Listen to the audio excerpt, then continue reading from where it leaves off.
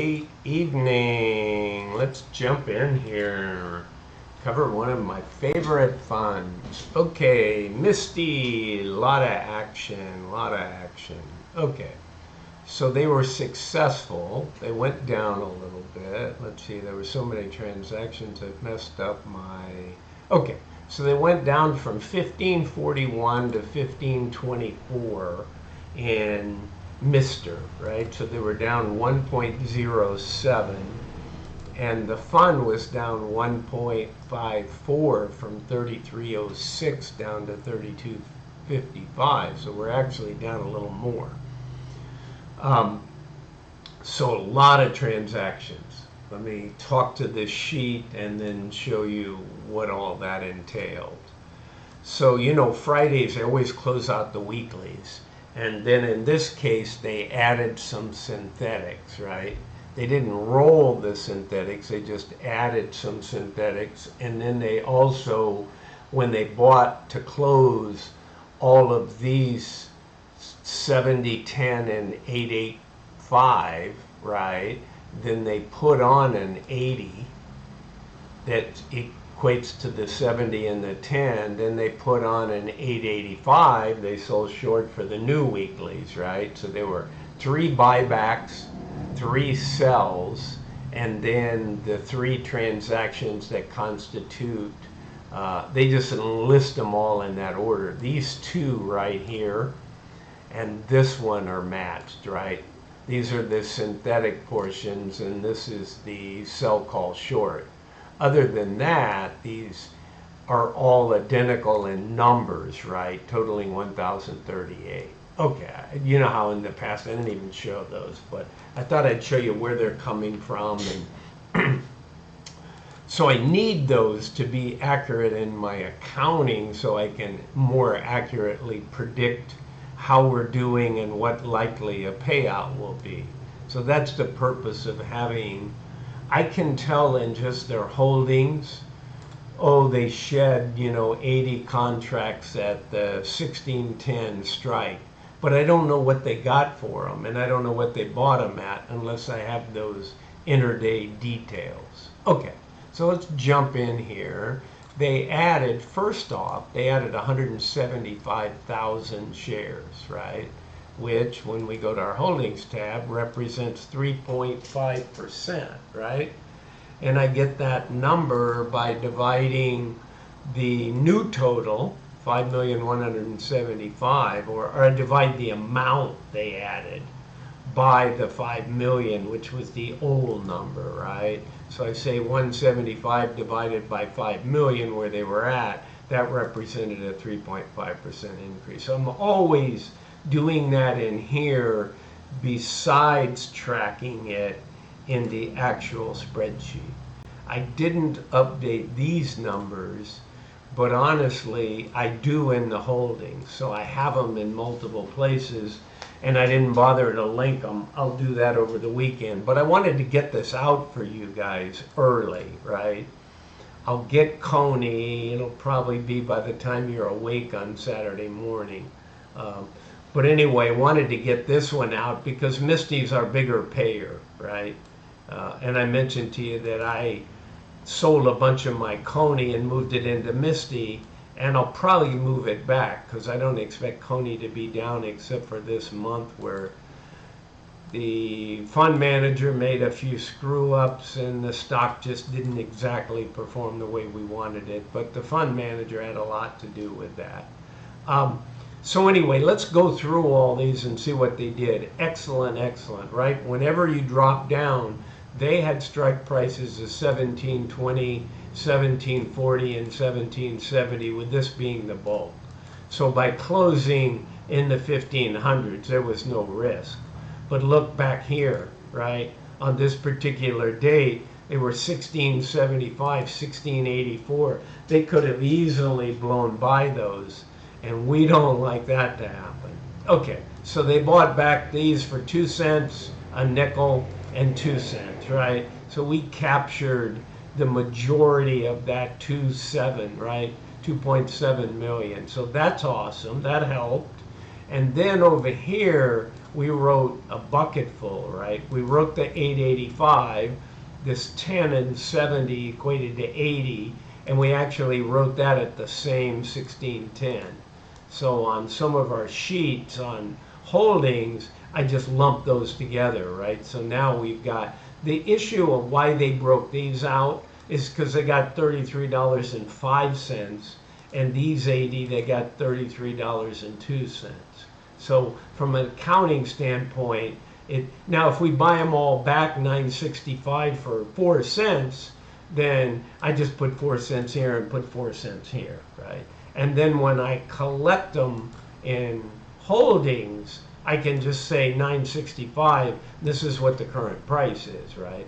And over here, I say add this column and add this column, that's how much was collected. So just teaching moment. I don't even know if it's anything you need to learn, but if anybody's ever analyzed and they're looking at, I don't understand, right? Well, altogether they equal 1,038. So we always have the same number of short calls as we do contracts in our synthetic. That's just something that's in their prospectus that they adhere to. But the only thing I would like to see going forward is, I think there's one fallacy. This is me educating and talking. I think there's a slight fallacy, as much as I love Yielmax, right? I think Yielmax is awesome. I think you're getting monies that you could have never gotten from a retail investor.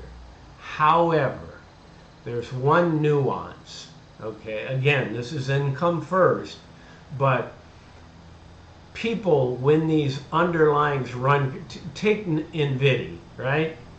I don't own it just because it's my own issue. I think we're near a top in the NASDAQ. I always get one or two people that stop subscribing to me, right? But it seemed I notice I get one or two sometimes, but I don't really care. I'd rather tell the truth than worry about. It's not like I'm bearish NVIDIA. I just think at some point they're going to come down and come down significantly because competition is going to make those GPUs in the data centers cheaper. And I think AMD will be some of that competition and some others, right? It's just too hard to be a 3 trillion company like that coming up from nowhere. I think they're a great company. They're phenomenal, but I don't know that they can maintain. It's just, these big companies maintain a lot, and they're always going to do well. It's just I don't think they're going to do as well. So anyway, didn't want to deviate with that, but that's an example of what I'm trying to share. So what happens when the fund runs by their call strike, right? So they sell those, again, they're naked calls, they're not covered, right? They sell those calls 5 to 15%. Most of the time they're 5% out of the money, and they're in a week. Well, what happens when that underlying runs up 20 or 25%, right? We collect the money over on the synthetic, but we turn around and we lose it all back on the covered call. And it's not a covered call, on the naked call. I'm starting to, say what I shouldn't be saying. So it's frustrating if you own NVIDIA and you go, well, they're not going to pay out very much money because, we ran by the strike. And everybody's like, see, you should have just owned NVIDIA. See, you should have owned MicroStrategy. So I think what I'm saying is, I wish they did it. I got an example of what they could do that would hedge it a little bit further. But I doubt that they'll implement it. So in the meantime, we people that want the yield, I'm raising my hand, I want the yield, right? I want the payouts. I don't care if you don't go up 100% in 2 months. Maybe you only go up 45% in 2 months. But I want your payouts, okay? I can go buy a leveraged ETF that's long that particular stock, right? Or short when they're going to drop a massive amount. So But where I could see the fund manager is buying a small amount of long calls that aren't where they sold a put. So basically, the only thing is at risk is the premium they spent buying that call. And they're 20% out of the money, okay? And I just buy a small amount of those to get a little bit lessen my loss. It's not a perfect scenario, but when they go up 30%, if you bought that at 15% out of the money, I know I said 20 or 30, you bought a few just calls only, it only costs you the premium of the call, and since they're out in that week like 20%, 15, 18%, then when they run up to those levels and buy that a little bit, you're going to make some premium, right? And it's going to offset what you spent and some of the other times that it didn't work. It's just like an additional insurance. And I don't know if there's anything that says they can't. I don't see it. It's just some additional long calls that aren't covered by the short put, right? And their protection against your weeklies getting killed. Just a thought. So it's almost like I'd have to have a conversation with Jay and ask him if he's thought about it, and he probably has, and why are they choosing not to do that? Okay. All right. I know calls are a little bit more expensive than the puts, but it's probably worth something. So let's go through what's going on here. Let's go back to May. Okay, so they put all these transactions on. We won all of these. They sold all of these, right? Did a great job, in my opinion. They're out at 1610, 1615, right? So they're 5%, 5%, 5%. But we do have those times where these crypto-based things run up 7 or 8. Hey, so be it. You just don't want it to run up 20%, right? And just kill these things. Because right now, with this drop, look at our synthetic, right? We put a couple small trades, right? Because they did have some shares, 175,000 shares. And normally we've been losing money, right? Because we got to buy a call and sell a put, and we're well into the money, 1700. You know, it's costing us. This is what first one, look on this list, in a long time. May even be during this month altogether. Yeah, it is, I think. Yeah, every single time we lost money. Well, this time we trimmed a little bit, right? We bought for 717 and we sold for 773 because we're actually below 1540. So my point is, we now have a small loss. I'm not worried about the loss because it's 719, but we don't have any ability to roll it if we wanted to and make money in it, right? We're just going to keep doing this one and hopefully it moves up. And with the new 1600s, we have room. Okay.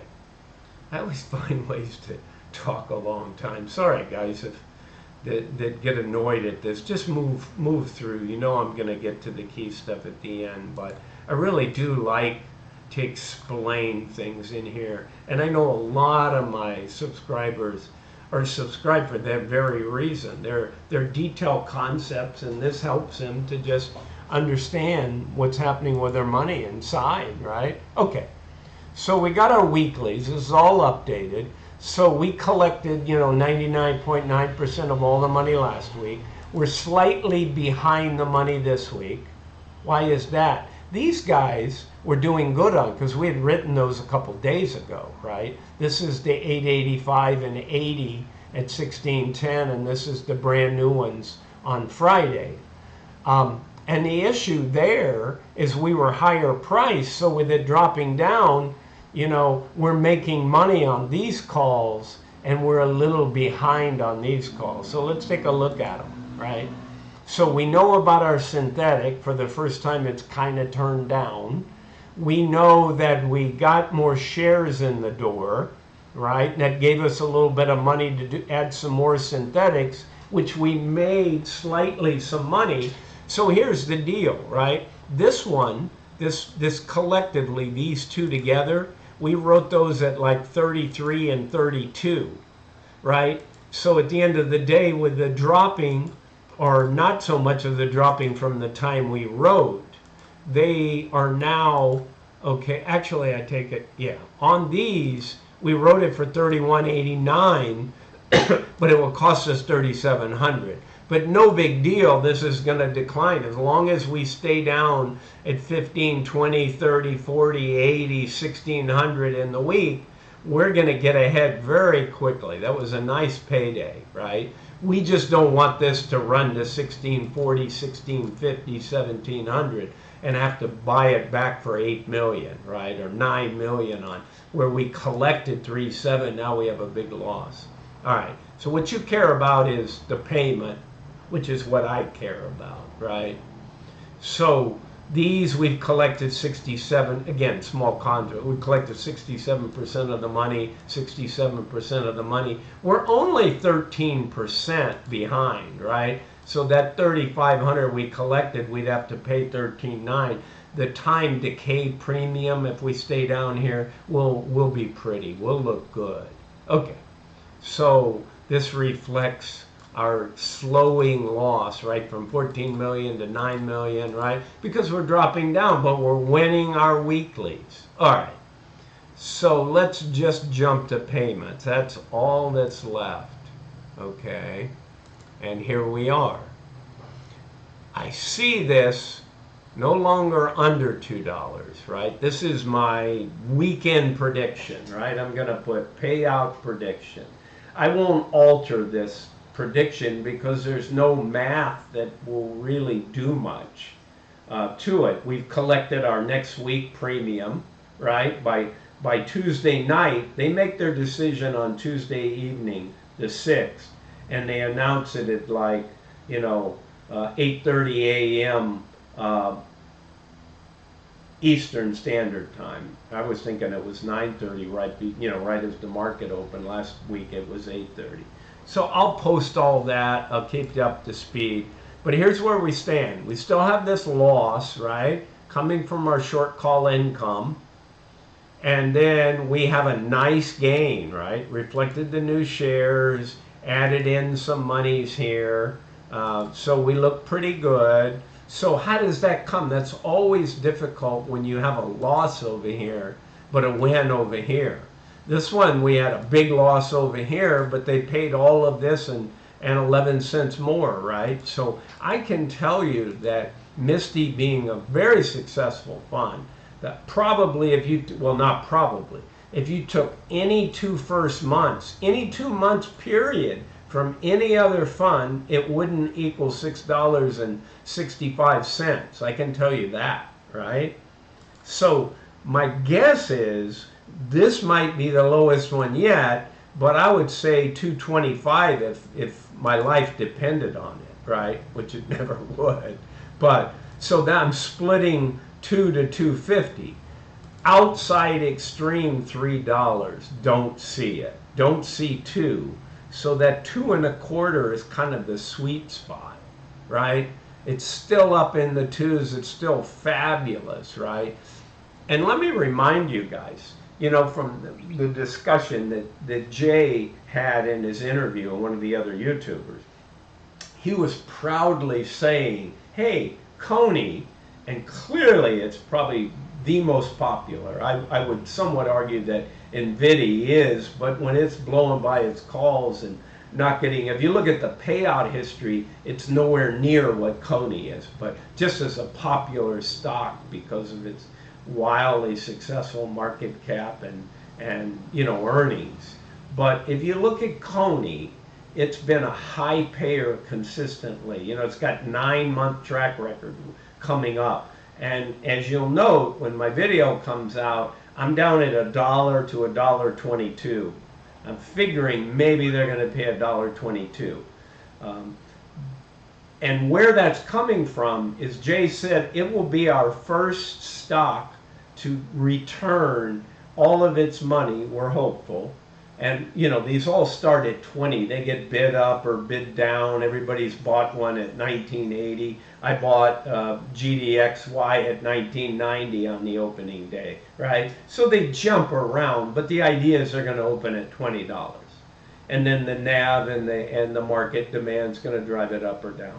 So Coney started at $20, give or take a little bit on the open. I wasn't there, didn't even know about it. Okay, so Coney has paid $15.50 something through the first, series of months. So they figure June, July, and August, 3 more payments, and they're saying, okay, if it pays $4.50, it returned $20.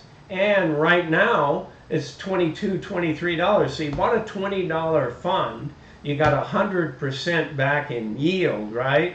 In 12 months, $20 on $20, and you had a capital gain. If it was $23, that's a 15% capital gain.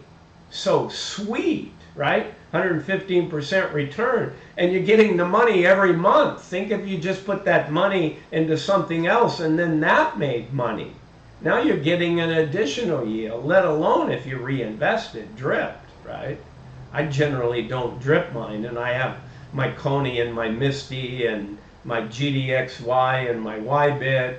Those are all in both. I've got it in 3 accounts. I've got it in 2 IRAs and in my 1 regular, taxable account at Schwab. So my things are all over the place. So that's why I'm sensitive to the tax. I don't worry about the tax in the tax deferred IRAs, but I certainly do in my taxable. So anyway, $2 to $2.50. That's what I'm going with. That's a 69.06 at the $2, and that's around 83.66 an annual yield. So sweet. I mean, this is a winner, right, in anybody's book. So that's what I got for you. Bruce out. Hey, have a great weekend. I'll get Coney and I'll get GDXY out on Saturday. Have a good one. Okay, bye. Oh, again, this is not financial advice. I'm not a financial advisor. It's for fun and education. Bye.